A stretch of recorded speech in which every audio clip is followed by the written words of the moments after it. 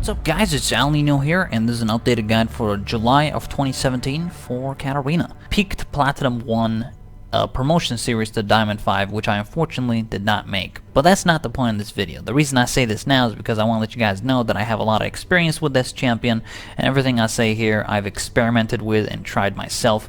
So let's begin. We'll start off with the runes. My first two rune pages are, the first one I use for when I'm playing aggressive. This one is 3 attack damage quints, 2 attack damage marks, the rest is magic penetration marks, health per level seals, and flat magic penetration glyphs. Now this rune page on the left mainly focuses on pure strength in lane and oppression, because the AD really helps out early if you want to deal damage. You also start double long sword for your gunblade, so I would definitely recommend going for that if you want to play aggressive. The next rune page is more of a safe type of rune page where you're not going to be playing aggressive. So in this rune page we go 3 magic penetration quints, full magic penetration marks, full scaling health seals, and full magic resistance glyphs. Now we go MR glyphs because it's going to help us against that caster and against that fizz, against that heimerdinger. You know, champions you can tend to play aggressive against, but generally you want the MR so you don't die in lane. It's more of a versus a hard lane type of matchup. You'd go for those runes. And the magic penetration is really good on Kat here because it helps her scale into the mid game and late game thanks to her nature with damage.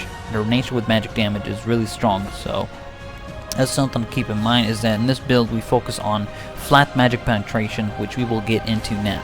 Next up here are my masteries. So we go for, of course, 5 points in sorcery, fighter, we go for fresh blood, to deal more damage. Now we go 1 point in vampirism because you already buy gunblade, and it's not bad to get that little bit of extra lifesteal to help you in lane.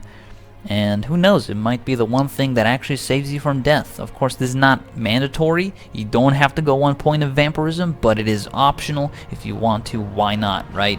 Katarina already has plenty of damage, so why not add in that little bit of vampirism point in to help out.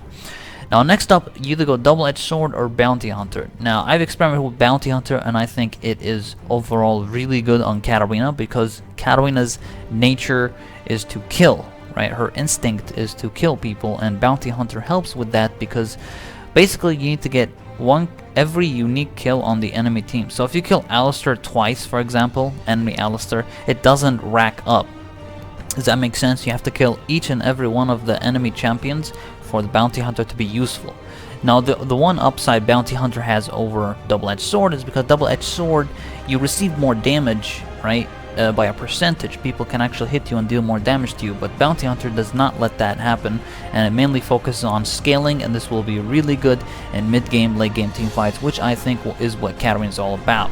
She's up for that AoE damage later on in the game, and I really like that bounty hunter. It gets job done. Just your early damage is not too bad either. You can still do a lot early because Katarina's base damage early is really strong with E, W, and Q, and the spin damage is fantastic, so just keep that in mind. Bounty hunter is for scaling, double-edged sword is for early aggression. Both work really well. Now in cunning we go wanderer instead of the farming one because I like wanderer to be able to roam, to be able to catch up in a fight. I don't want to, you know, be walking real slow before I get to a fight, they all die. Wanderer kind of helps you, give you that little bit of extra movement speed to get to that team fight or to get to that flank, whatever it is that you gotta do. Of course we go assassin, pretty self-explanatory, and the rest is all pretty self-explanatory. We go precision and Thunderlord because Thunderlord is the best keystone on Katarina, so definitely go for that. And that's really pretty much it for masteries. Other than that, you can also choose, instead of precision, you can go for the cooldown if you want, because it will help Katarina's early with her shampoo refund, but I go precision because I want to focus on mainly magic penetration damage and full out damage. But you can choose to go CDR if you wish. Next up, we're going to be talking about items. Our main items here will be gunblade and sorcerer's shoes and haunting guys. Now keep in mind, haunting guys is optional, but I find it to be really good on Katarina. Now with how you build gunblade is you buy 2 double long swords and then buy sorc shoes, and then get hexshot revolver and finish Gunblade. After that, you finish Haunted Guise as your third item. So why do we get Haunted Guise? The reason is because it has flat magic penetration and it also gives you survivability, so it gives you that little bit of extra HP, plus you're going scaling health. So in the mid game, this will really help you scale in the mid game thanks to its magic penetration with Sorc Shoes as well, so you get a ton. Plus from your runes you also get magic penetration. So this is definitely like a very solid, strong early to mid game that you're gonna have here with these 3 items, which I consider pretty much mandatory. Next up, you're gonna buy one of these 2 items, Zhonya's Hourglass or Banshee's Veil. Now, of course, you can choose between these 2 items based on the situation. So if you're up against a Vi, you can go Zhonya's Hourglass because Vi's ulti, you can simply press Zhonya and it will cancel out Vi ultimate. And that's actually the best, most effective way to deal with a Vi ultimate. Get Banshee's Veil in certain situations, for example, if they have a lot of CC, if they have a Twisted Fate, who, by the way, if Twisted Fate uses his ultimate, Banshees breaks that and he doesn't get vision on you, so keep that in mind. Banshees is actually pretty good against Twisted Fate. Sometimes it's best to just buy according to the situation, so here, pick one of these 2 defensive items. Now, you can choose to skip out these 2 defensive items and go for something a little bit that's more aggressive, and of course this item will be Void Staff. Void Staff is a phenomenal item. It gives you percentage of magic penetration, and Katarina loves magic penetration, so getting that after Haunting Eyes is also not a bad choice because that will overload you with magic penetration, and it kind of helps you deal with these high HP sort of, well, not really high HP, it's more of a high MR targets. So if you feel like you need that, go for it.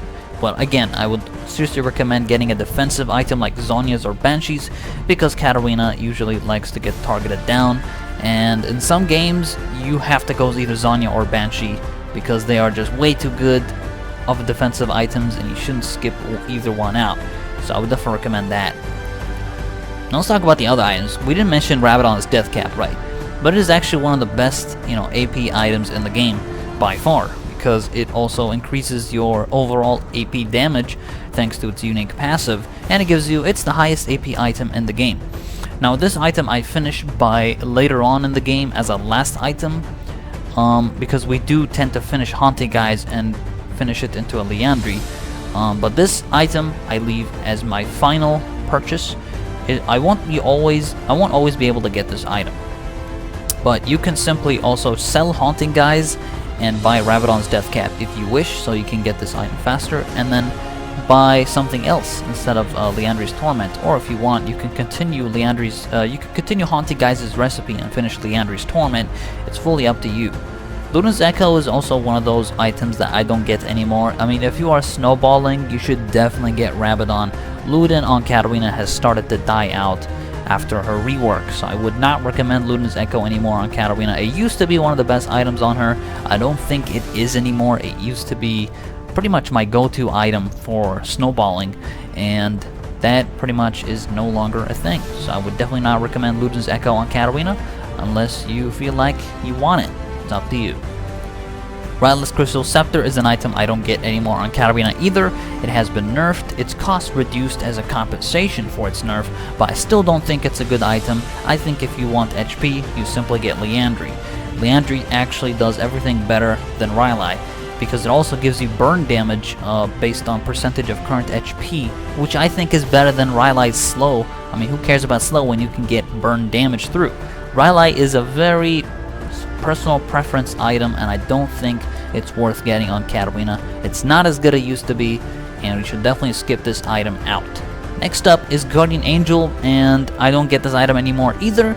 The reason I'm mentioning all these items I don't get anymore is because I want you to have an idea of why I don't buy these items anymore. GA used to be my last item on Katarina. It allowed me to go in. Presence of Guardian Angel annoys people because they have to kill you twice. That's the thing. So they try to focus other people while you have GA on you, but the recipe of Guardian Angel is not worth grabbing, and I don't think it's that great.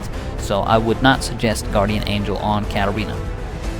other than that, that is pretty much it for this Katarina guide for July 2017. If you guys would like to see the full Katarina guide, the link will be in the description below, which currently has over 3 million views. It has been destroying. I've been updating it like every single patch. So if you guys want to see the full Katarina guide with full details, you can check out the guide. This video was more of a short version of that guide. So if you're on Mobile Fire, you can see the full guide right now. It's pretty hefty. So if you guys want to see that for yourselves, make sure to also follow me on twitch.tv/Alninio9. It's on your screen right now for when I stream Katarina games and showcase gameplay. So that's pretty much about it. Thank you guys so much for watching. I hope this video helped out, and good luck on the Rift. Peace out.